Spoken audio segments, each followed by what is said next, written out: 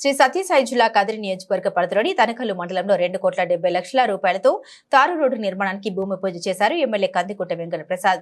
గద్దెలబండ తాండ నుంచి Kandukur cross road వరకు తారు road నిర్మాణానికి భూమి పూజ చేసిన కదిరి నియోజకవర్గ ఎమ్మెల్యే కందికుంట వెంకట ప్రసాద్ తనకల్లు మండలం గేమినాయక్ తాండా గ్రామ పంచాయతీ పరిధిలో గల గద్దెలబండ తాండా నుండి అద్దానంపల్లి ఎర్రగుంటపల్లి మీదుగా కందుకూరు క్రాస్ రోడ్డు వరకు బీటీ రోడ్డు శంకుస్థాపన చేశారు. ఈ సందర్భంగా కదిరి నియోజకవర్గ ఎమ్మెల్యే కందికుంట వెంకట ప్రసాద్ మాట్లాడారు.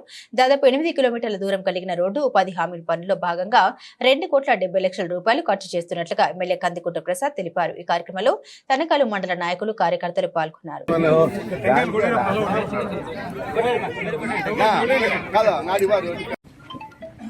ఉపాధి హామీ నిధుల కింద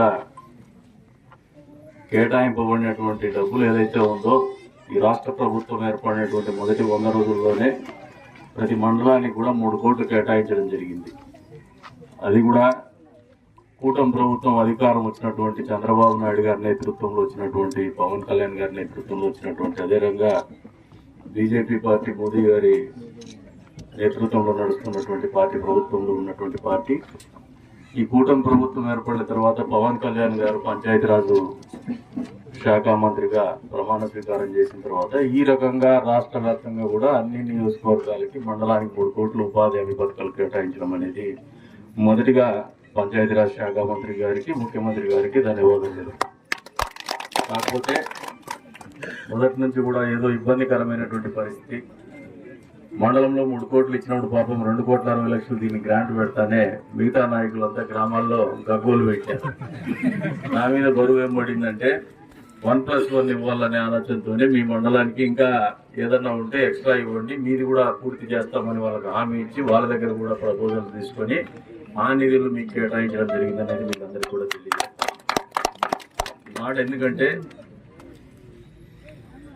రాజకీయాల్లో మీరు ఒకసారి గమనిస్తే ఎవరు కూడా 5 ఏళ్లకు మించి నియోజకవర్గంలో రాజకీయాలు చేయలేకపోతున్నారు. సుదీర్ఘకాలం పాటు రాజకీయాల్లో ఉండేటువంటి పరిస్థితులు నాకే కల్పించారు మీరందరూ కలిసి.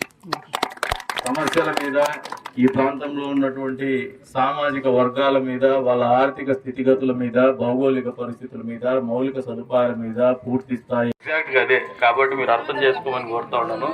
వచ్చే నెలలో బడ్జెట్ ప్రవేశపెట్టిన తర్వాత ఈ నియోజకవర్గాన్ని అన్ని రంగాల్లో ముందుకు తీసుకుపోయేటువంటి బాధ్యత నేను తీసుకుంటాను. బహుశా మీరందరూ కూడా జీవితకాలం మేము ఎలక్షన్ చేసి ఆయన కోసం కష్టపడి మేము గెలిపించినందుకు మంచోన్ని గెలిపించిన అనుకునే విధంగా మీరందరూ కూడా నమ్మే విధంగా ఆలోచన చేసుకునే విధంగానే మా పనితీరు ఉంటుందని చెప్పేసి కూడా ఈ సందర్భంగా తెలియజేసుకుంటూ మరొకసారి మీరు చూపుతున్నటువంటి అభిమానానికి సదా కృతజ్ఞత ఉంటా అని చెప్పేసి తెలియజేసుకుంటూ అవకాశం కల్పించిన మీ అందరికీ కూడా పేరు ధన్యవాదాలు తెలుసుకుంటూ సెలవు తీసుకుంటున్నాను.